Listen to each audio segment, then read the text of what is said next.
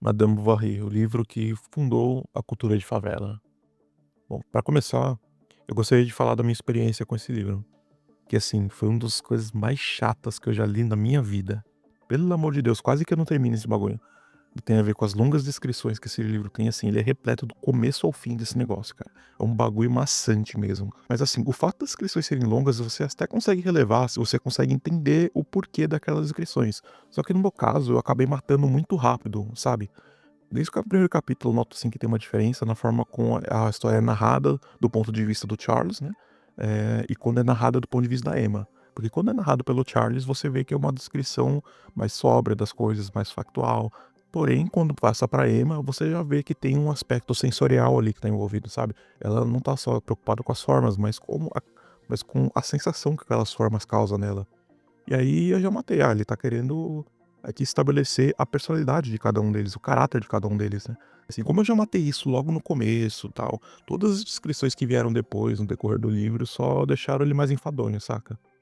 E assim, eu até entendo que para aquela época, havia essa necessidade de você ser extremamente descritivo, de você ir na minúcia das coisas, porque as pessoas não tinham esse repertório imagético na cabeça, então quando vocês lêem esses livros antigos, você tem que imaginar que o narrador é como se fosse um cameraman, saca? Ele tá ali com a câmera tentando pegar o melhor ângulo da cena, tudo que tá acontecendo e tal. Mas assim, tirando essa parte chata que naturalmente precisa ser superada durante a leitura, esse livro tem um tesouro assim muito valioso pra gente, né? Esse gancho que eu tô tirando da leitura pode parecer absurdo, mas na verdade ele não é. Então, Emma, que é essa garota sensorial, romântica, que tem essa ânsia de se realizar através do homem, de ter orgulho do homem que ela tem ao lado, mas que sempre acaba esbarrando na mediocridade do Charles, que é o marido dela. Então ela começa a buscar essa satisfação romântica fora do casamento com outros homens que ela considera melhor do que o dela. E esse mesmo mecanismo que acaba se abatendo sobre Emma é o mesmo que se repete arquetipicamente todos os dias na favela. Essas novinhas que ficam ali orbitando o traficante, pensando que ele é o único homem que é capaz de suprir essa realização romântica que a mulher tem. E quando eu falo de realização romântica, eu não tô falando só de sexo, porque a gente vê que no livro a Emma ela também tá muito preocupada com a aparência, com a imagem, com a ostentação. Inclusive é uma mulher que se endivida grandemente, assim, e falha a família por conta desse vício burguês que ela tem na materialidade, né?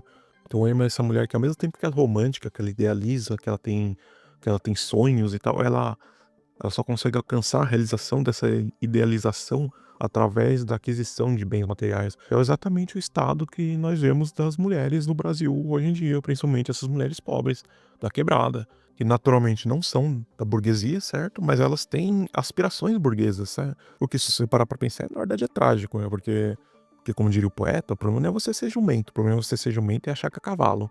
E essas piranhas que ficam correndo atrás de vagabundo fazem porque elas querem ser a égua que vai estar lá com o cavalão e tal. Mas ela não percebe que ela é uma jumentinha, tá? Aquilo não é pra ela.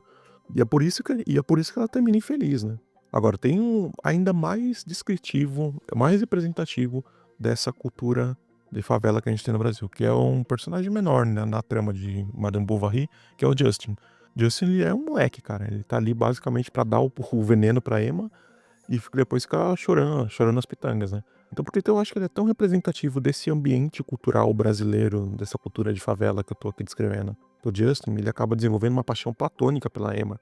Agora, por que isso é relevante? Porque se você observa o comportamento dos demais personagens, tipo o próprio Leon, que é o Rodolphe, que são os caras que se relacionam com Emma, e as pessoas da sociedade em geral, né, que observam ali o comportamento, todo mundo sabe que a Emma é uma vagabunda, né. Mas, pô, tem aquela coisa da sociedade, você não pode ficar falando, né, e tal, então ela acaba convivendo ali, né, mesmo com as pessoas reprovando como o jeito como ela é.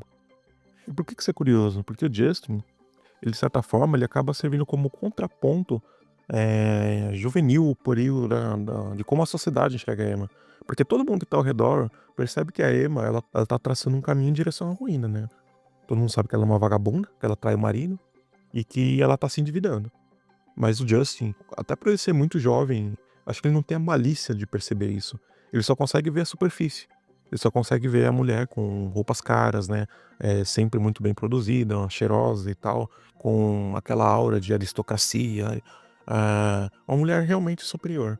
Eu acredito que a relevância do Justin nesse enredo é justamente mostrar, como as pessoas conseguem ser atraídas por coisas superficiais, as pessoas bobinhas, as pessoas que não têm conhecimento prático da vida, né. Porque a pessoa que é madura, que sabe um pouquinho de vida, consegue olhar pra essa superfície de opulência, né, de ostentação, e ver que o buraco é mais embaixo, né. Então se você vê um favelado andando de Hilux, você sabe que o cara tá metido em treta, né. As pessoas que estão ao redor de emo percebem que aquele padrão de vida que ela tem não é sustentável da forma como ela tá tentando mantê-lo. Esse é um conhecimento prático da vida que você adquire com maturidade, com inteligência, com observação, e é justamente o que falta ao Justin.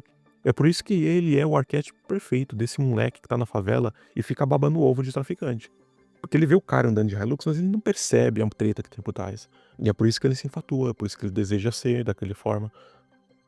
E quando ele percebe que as emas também viram o olhar pra admirar a mesma pessoa que ele tá ali admirando, você tem o ciclo se fechando, né. E bom, a minha conclusão aqui, claro, sem querer esgotar o livro e tal, eu acho que muitas pessoas já passaram por ele, já fizeram análises melhores, mais profundas, mais integrais. Então o que eu me proponho aqui é salientar um aspecto em especial que eu acho que é contemporâneo, que é relevante pra gente, né. E é por isso que eu disse que Flaubert profetizou a cultura de favela.